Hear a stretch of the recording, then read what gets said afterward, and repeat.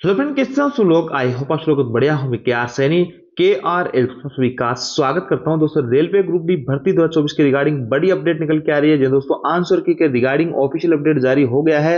Result आपका कब तक आने वाला है, साथ ही आप अपने आंसर की कैसे चेक कर सकते हैं और किसी क्वेश्चन में डाउट है तो आप उसको कैसे रेजिस्ट कर सकते हैं, उन सब की रिगार्डिंग बात करने वाले हैं। साथ ही एक मोस्ट जो डाउट बना हुआ है सभी कैंडिडेट्स के अंदर की रेलवे के अंदर ग्रुप डी में खासतौर से डिवीजन का और पोस्ट का अलॉटमेंट कैसे होता है, उसके रिगार्डिंग भी बात करने वाले हैं। सबसे पहले देख लेते हैं आंसर की रिगार्डिंग क्या कुछ अपडेट निकल के आ रहा है। तो देखिए दोस्तों, रेलवे की तरफ से ऑफिशियल अपडेट है।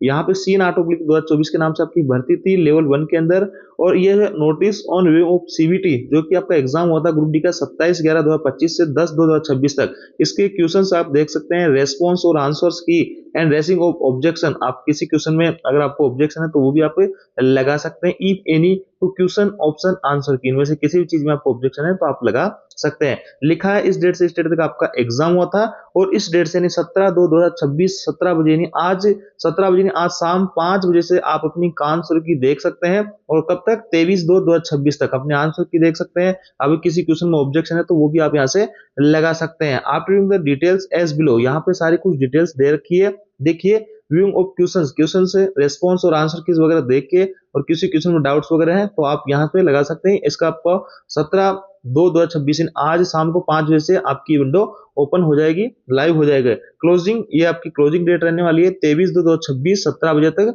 फी फॉर रेजिंग, अगर किसी भी क्वेश्चन में आपको डाउट है तो उसके लिए 50 रुपए आपको पेमेंट करना होगा। किसी क्वेश्चन में आप ऑब्जेक्शन उठा रहे हो तो in case the objection is found to be correct, यानी आपने जिस क्वेश्चन में ऑब्जेक्शन उठाया और उसमें आप सही पाए जाते हो तो आपकी जो फीस है 50 रुपए जो पर क्वेश्चन लगने वाली है उसको रिटर्न कर दिया जाएगा।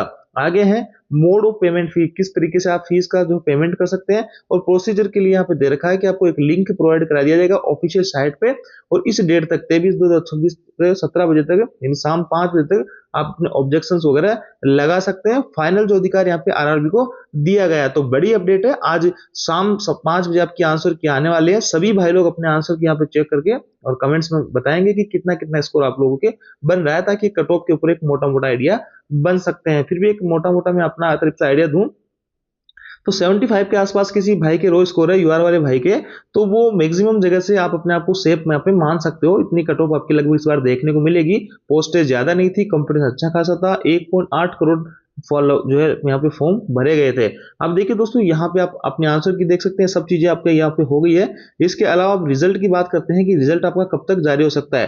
तो देखिए, आपका जो आंसर की है सभी एग्जाम्स के आपने देखा होगा विद इन 1-2 सप्ताह के अंदर आपके आंसर की जारी हो जा रही है। रेलवे के भी रिसेंटली जितने भी एग्जाम लगे हैं और रिजल्ट जो आपका यहाँ पे जारी होने वाला है, आपका लगभग यहाँ पे 1.5 से 2 महीने का समय लग सकता है। और मोस्ट प्रोबेबली चांसेस है कि आपका अप्रैल के अंदर ग्रुप डी 2024 का जो एग्जाम का जो रिजल्ट है पीईटी के लिए वो देखने को मिल जाएगा। पीईटी के लिए 3 गुना कैंडिडेट्स को क्वालिफाई किया जाएगा।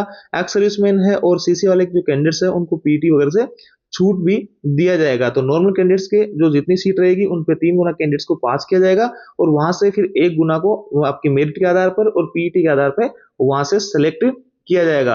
अब दोस्तों बात करते हैं कि डिवीजन और पोस्ट का अलॉटमेंट कैसे होता है। तो देखिए दोस्तों, यहाँ पे डिवीजन का मतलब ये कि आप कौन सा जोन चुन रहे हैं। सबसे पहले तो वो होता है, अब जैसे कि मैं बात करूं, कोई भाई है कि अजमेर जोन का है और वो जो है अपने अजमेर जोन से ही कहीं से फॉर्म लगाता है, अजमेर से एनडब्ल्यूआर से फॉर्म लगा देता है। तो देखिए रेलवे क्या करती है, अगर आपने अपने होम जोन से फॉर्म लगाया है तो रेलवे कोशिश करती है कि आपका घर जिस डिवीजन में हो आपका उस एड्रेस के अकॉर्डिंग आपको वहां पे डिवीजन देने की कोशिश करती है। अगर आपकी जो पोस्ट आपको अलॉट हुई है वो उस डिवीजन के अंदर वैकेंट है या पॉसिबिलिटी होती है तो रेलवे खुद चाहती है कि आपको अपने घर के पास में नौकरी मिले, ताकि आप अपनी जो नौकरी के साथ में सामान्य से अच्छे से बिठा सको। लेकिन वही मैं बात करूं, अजमेर का एनडब्ल्यूआर का बंदा है और वो लगा रहा है साउथ से, तो फिर साउथ में तो उसको कोई सा भी डिवीजन मिल जाए वो आपको वहां पे रेंडम मिलेगा। लेकिन एनडब्ल्यूआर के आप एनडब्ल्यूआर के मान लो जयपुर डिवीजन से आप हो तो आपको यहाँ पे कोशिश की जाएगी कि जयपुर डिवीजन का अलॉटमेंट किया जाए। अगर जयपुर डिवीजन में पर्टिकुलर पोस्ट आपको जो मिली है वो वैकेंट नहीं है या फिलअप हो गई है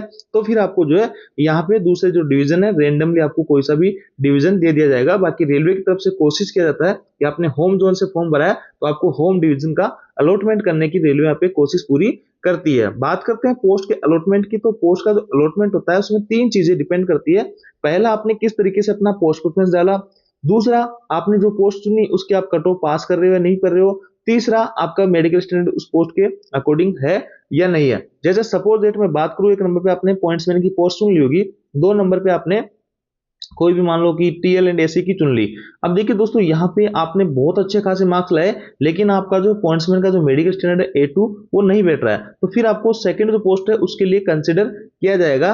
और अगर यहाँ पे टीएल एंड एसी जो पोस्ट है वो उसकी कट ऑफ अगर आप उतने मार्क्स आपके नहीं है, तो फिर उसके डाउन की जो कट ऑफ है, तीसरे नंबर की आपकी जो प्रेफरेंस है वो देखी जाएगी, उसका मेडिकल देखा जाएगा, और उस पोस्ट की जो कट ऑफ है आप पास कर पा रहे हो या नहीं कर पा रहे हो वो सब चीज देखी जाएगी। तो इन तीन चीजों के आधार पर आपका पोस्ट का अलॉटमेंट होता है। तो यहाँ से क्लियरली आपको समझ में आया होगा कि किस तरीके से रेलवे के अंदर डिवीजन का और पोस्ट का अलॉटमेंट होता है। तो ये थी दोस्तों अपडेट। अब जानकारी आपको अच्छी लगी होगी, वीडियो आपको अच्छा लगे लाइक कीजिए, दोस्तों के साथ में शेयर जरूर कीजिएगा। Thank you.